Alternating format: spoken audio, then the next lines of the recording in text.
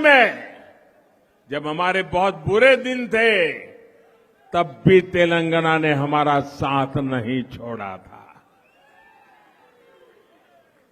तब तेलंगाना के कार्यकर्ताओं ने जो तब किया, उसी के कारण आज बीजेपी लोकसभा में 300 से अधिक सीटों की पार्टी है। आज तेलंगाना की जनता बीजेपी को तेलंगाना की सबसे बड़ी पार्टी बनाने के लिए भी मन बना चुकी है। साथियों, 21वीं सदी का भारत अपनी विरासत को संजोते हुए, आधुनिकता को अपनाते हुए तेज गति से आगे बढ़ रहा है।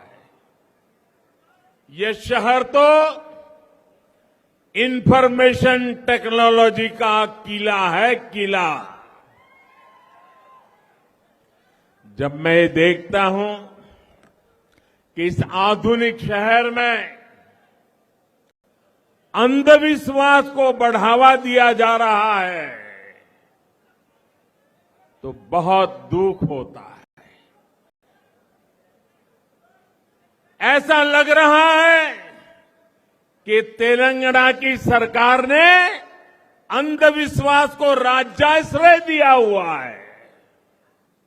यहां तेलंगाना में अंधविश्वास के नाम से क्या क्या हो रहा है, ये पूरे देश को, देश के लोगों को जानना चाहिए। कहां रहना है, किस दफ्तर में जाना है, किसे मंत्रिमंडल में रखना है, मंत्रिमंडल कब बनाना है, मंत्री में से किसको निकालना है, ये सारा अंधविश्वास तय करता है। तेलंगाना का विकास करना है, उसे पिछड़ेपन से निकालना है, तो हमें सबसे पहले यहां से हर तरह के अंधविश्वास को दूर करना होगा भाइयों।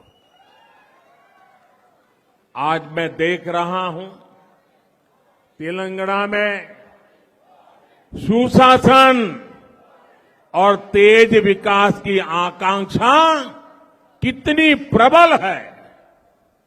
अब तेलंगाना के लोग एक परिवार के बजाय तेलंगाना के हर परिवार के लिए काम करने वाली सरकार चाहते हैं, भाजपा की सरकार चाहते हैं।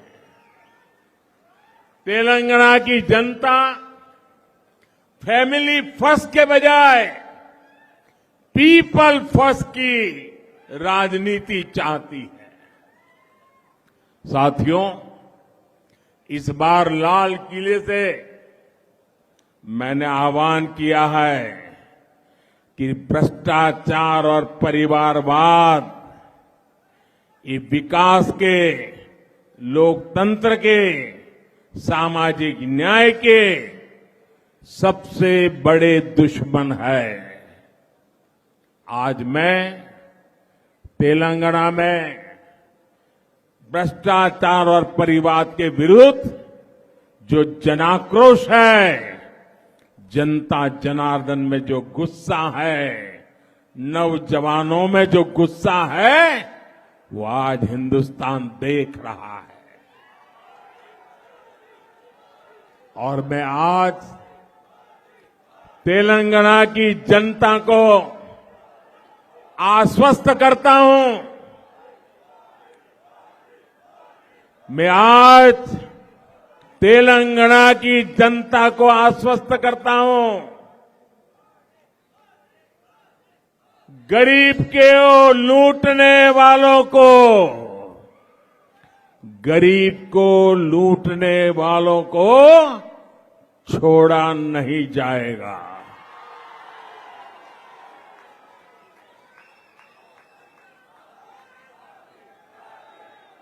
आज आपने देखा होगा कुछ लोग कार्रवाई से बचने के लिए एकजुट होने का प्रयास कर रहे हैं। भ्रष्टाचारियों का गठजोड़ बनाने का प्रयास कर रहे हैं। लेकिन तेलंगाना की जनता, देश की जनता ये देख भी रही है, समझ भी रही है। साथियों, भ्रष्टाचार और परिवारवाद गरीब का सबसे बड़ा दुश्मन होता है। भ्रष्टाचार और परिवारवाद विकास का सबसे बड़ा दुश्मन होता है। इसलिए भाजपा भ्रष्टाचार और परिवारवाद दोनों से लगातार मोर्चा ले रहा है। भाजपा सरकार भ्रष्टाचार को जड़ से खत्म करने के लिए प्रतिबद्ध है। आप याद करिए, पहले राशन की दुकानों में कैसे गरीबों का राशन लूटा जाता था। हमने जनधन, आधार और मोबाइल की त्रिशक्ति का उपयोग करके करोड़ों फर्जी लाभार्थियों को हटा दिया। अब सरकार का बेनिफिट सीधे गरीब के बैंक खाते में पहुंचता है। अब केंद्र सरकार की अधिकतर सुविधाएं ऑनलाइन है। इससे घुसखोरी की आशंका कम हुई है। आज भीम यूपीआई के कारण देश में कैश लेन देन की मजबूरी कम हुई है। जब पेमेंट भी ऑनलाइन होती है तो भ्रष्टाचार की गुंजाइश भी कम हो जाती है। आखिर सरकार और जनता के बीच बिचौलियों की क्या जरूरत है भाई? सरकार सीधे जनता तक पहुंचे और जनता सीधे सरकार तक। इसलिए हमने टेक्नोलॉजी का ब्रिज बनाया है। तेलंगाना में भी भाजपा ऐसा ही भ्रष्टाचार मुक्त सुशासन देने के लिए तैयार है। मैं बीजेपी के सभी कार्यकर्ताओं से कहूंगा कि आप तेलंगाना के बूथ बूथ में जाएं, केंद्र सरकार की कल्याणकारी योजनाओं का लाभ जिनको अभी तक नहीं मिल पाया है, उनकी मदद करें। और एक बात, जरा मेरे तेलंगाना के कार्यकर्ताओं को मेरी व्यक्तिगत प्रार्थना है और मैं विश्वास करता हूं कि आप मेरी बात मानोगे।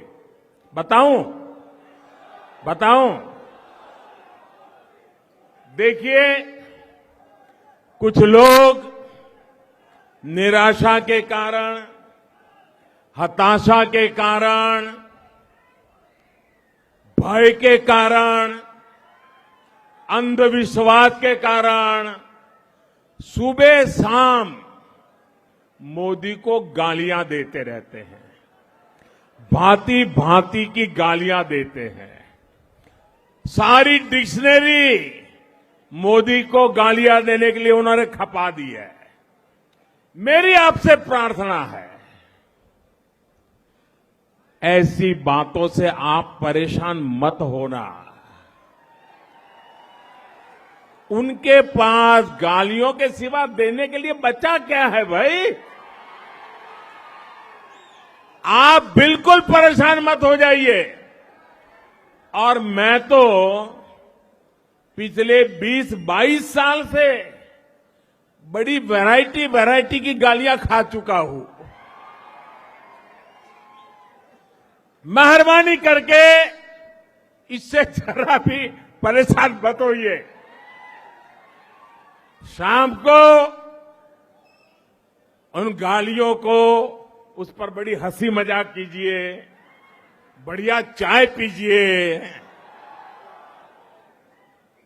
और दूसरे दिन सुबह कमल खिलने वाला है, इस खुशी में आगे बढ़िए।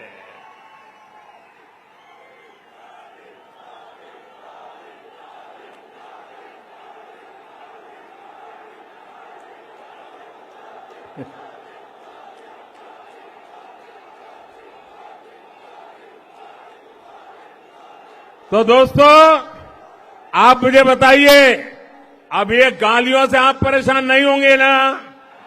बिल्कुल नहीं होंगे ना? शाबाश। अरे सीना चौड़ा करके चलिए दोस्तों।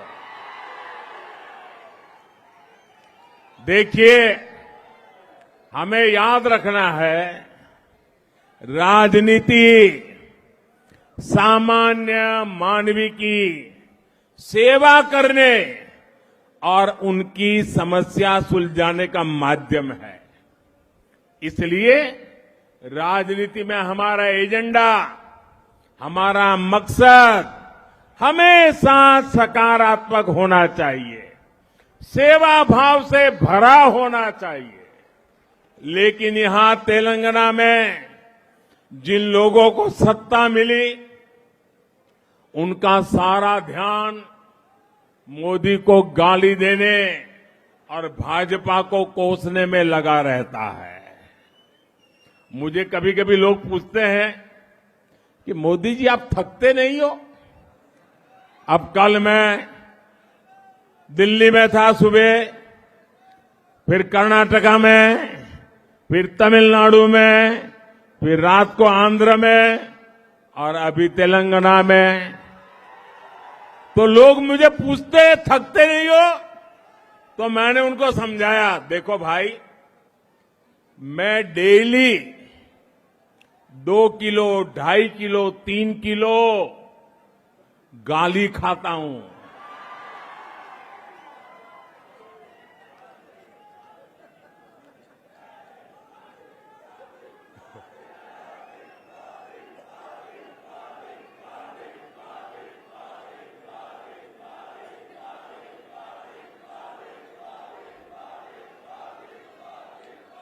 और परमात्मा ने मेरे भीतर ऐसी रचना कर दी है, ईश्वर ने ऐसे आशीर्वाद दिए हैं कि ये सारी गालियां मेरे अंदर प्रोसेस होके न्यूट्रिशन में कन्वर्ट हो जाती है। एक सकारात्मक ऊर्जा बन जाती है, जो जनता के सेवा में काम आती है। भाइयों बहनों, जो दिन रात मुझे गाली देते हैं, बड़ी नई नई गालियां खोजते रहते हैं, मैं उन्हें कहना चाहता हूं, अगर आप मोदी को कितनी ही गालियां दीजिए, हम हजम कर जाएंगे। भाजपा को गाली दीजिए, हमें कोई समस्या नहीं है, हम तो ऐसे ही बड़े हुए हैं। लेकिन अगर तेलंगाना के लोगों को गाली दी, तो लेने के देने पड़ जाएंगे।